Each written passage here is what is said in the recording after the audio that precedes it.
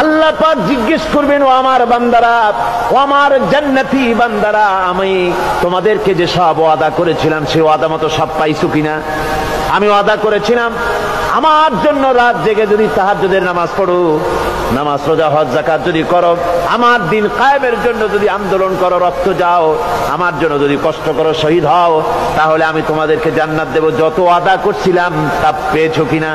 জান্নাতীরা বলবে ক্বালু নাআম, সব পেয়েছি, সব নেয়ামত পেয়েছি। আল্লাহ বলেন সব পাও নাই, ওয়ালাদাইনা মাজিদ, আমার কাছে আরো বেশি আছে, আমার কাছে আরো বেশি আছে, সব পাও নাই। জান্নাতীরা বসে থাকবেন, বুঝতে পারবেন না এত নেয়ামত পেয়েছি, আল্লাহর কাছে আরো আছে। আল্লাহর নবী তখন মুখ খুলবেন, নবীজি বলবেন রব্বুল আলামিন, জান্নাতীরা বলতে সাহস পেতেছে না, সব পেয়েছি ঠিকই, কিন্তু যার জন্য গভীর রাতের আরামের ঘুমকে হারাম করে তাহাজ্জুদের নামাজ পড়েছে, যার জন্য স্ত্রী পুত্র পরিজনের মায়া পরিত্যাগ করে জিহাদের ময়দানে শহীদ হয়েছে, যার জন্য জেল খাটলো, জরিমানা দিল, যার জন্য নির্যাতিত হলো, সে আল্লাহ রব্বুল আলামিনকে তারা এখনো দেখে নাই। আল্লাহ রব্বুল আলামিন বলবেন, আমি আমার বান্দার সে আরজ পুরা, সে আরজি পুরা করব।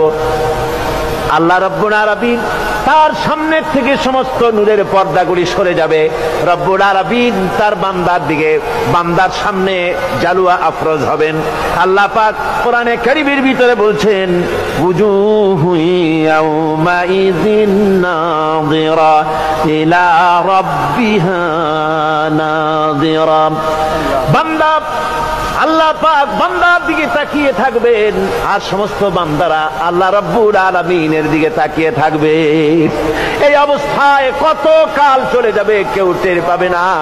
রব্বুল আলামিন জান্নাতের ভিতরে তোমার জান্নাতীরা যেদিন তোমাকে দেখবে, ওই দিন আমাদেরকেও জান্নাতে একটু জায়গা করে দিও আল্লাহ।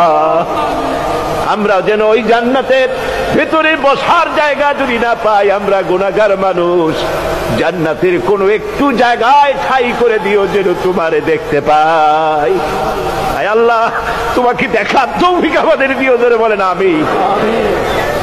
হযরতে মাহবুবে রব্বানী কুতুবে সুবহানী শেখ মুহিউদ্দিন আব্দুল কাদের জিলানী রাহমাতুল্লাহ আলাইহি, তিনি বলেছেন, মুনাজাত করতে গিয়ে আবেগে বলেছেন, রব্বুল আলামিন, আমি যদি, তুমি যদি দয়া করে আমাকে জান্নাত দাও, আর তোমাকে যদি আমি না পাই, তুমি যদি আমার সঙ্গে দেখা না করো, আমারে যদি কথা না বলো, তাহলে এই জান্নাত আমার কোনো লাভ নাই।